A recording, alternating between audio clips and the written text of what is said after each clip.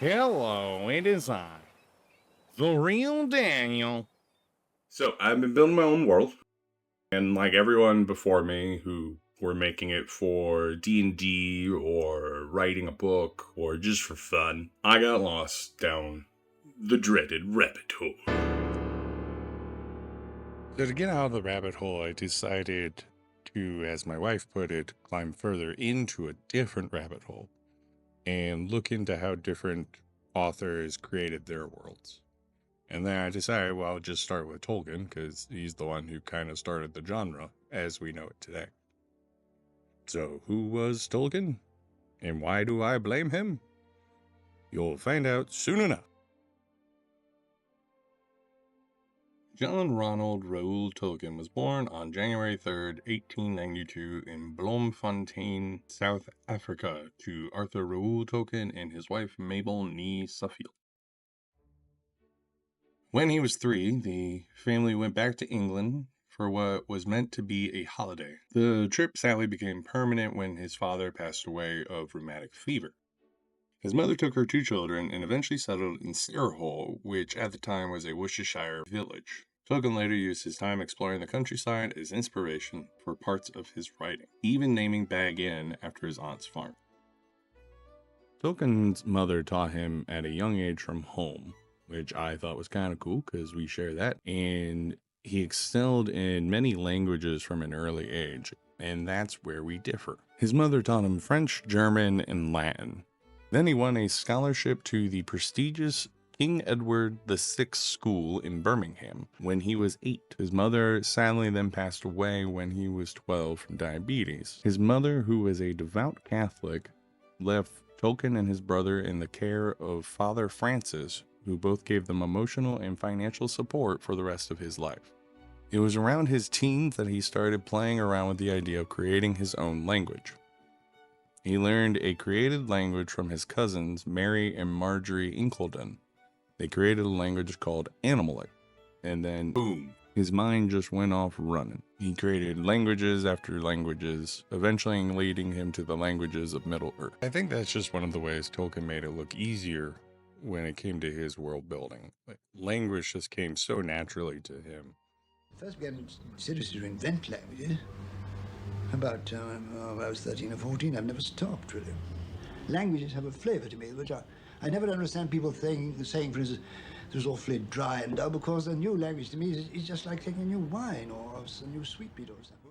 Eventually, he was accepted into Oxford, where he pursued a Germanic philology degree, specifically Old Norse, Old English, and Middle English. While in college, Tolkien reunited with fellow orphan Edith Bratt, whom Father Francis had previously banned Tolkien from contact with until his studies were finished. He was eventually able to propose to her on his 21st birthday. He graduated in 1915, joined the military, where he trained for a year. Then in 1916, he and Edith married. 3 months later, he was shipped off to France for the start of the Somme offensive. And after 5 months of war, he was sent back to England on a hospital ship, suffering from trench fever. The next 2 years were spent in and out of the hospital and being sent back to defensive duty on the East Coast. It was during this time that he started writing The Lost Tales, a series of heroic tales of elves from a distant land, and thus the start of his dive into Middle-earth. After the war, he returned home and received work at Oxford, working on the Oxford English Dictionary as a lexicographer.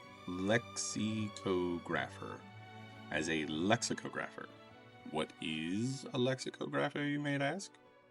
A lexicographer is a person who compiles dictionaries. Lexicographer. And it's pronounced lexicographer. I look like a fool. Anyways, continuing on.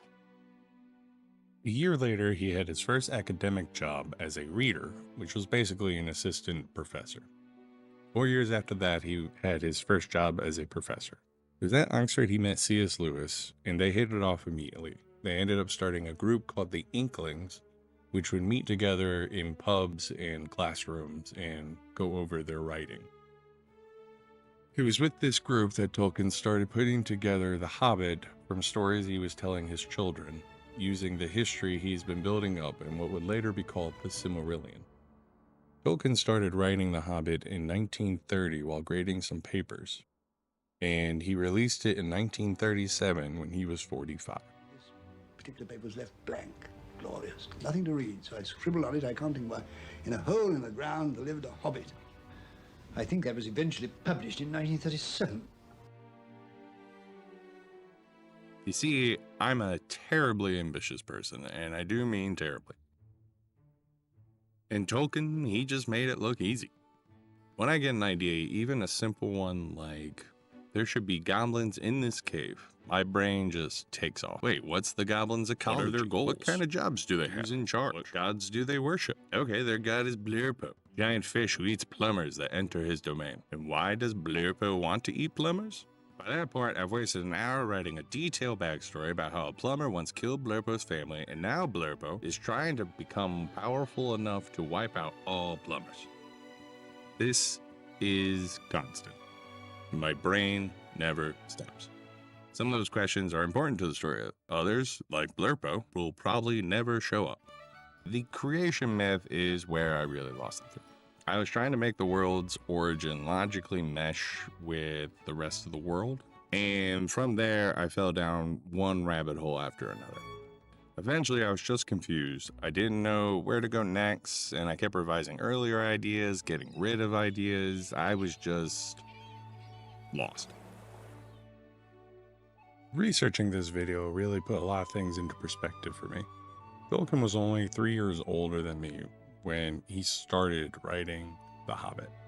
It took him 7 years to finish it, and before that, he'd been building his world since his mid-20s at the very least. He spent years on this creation and went on to define an entire genre. Now, I don't think you need to spend years building a world before you write anything, but what I need to remind myself, and hopefully some of you, is whatever you're working on, creative or otherwise, it's going to take time. Nothing happens overnight. Hopefully I can remember that next time I start beating myself up for not being perfect right away. Anyways, thanks for watching. If you enjoyed this is the route I plan on going with this channel. Please like and subscribe, and see you next time. Bye! Ashnazga dura batuluk. Ashnazga gimbatul. Ashnazga thrakatuluk. Ach, burzumishik.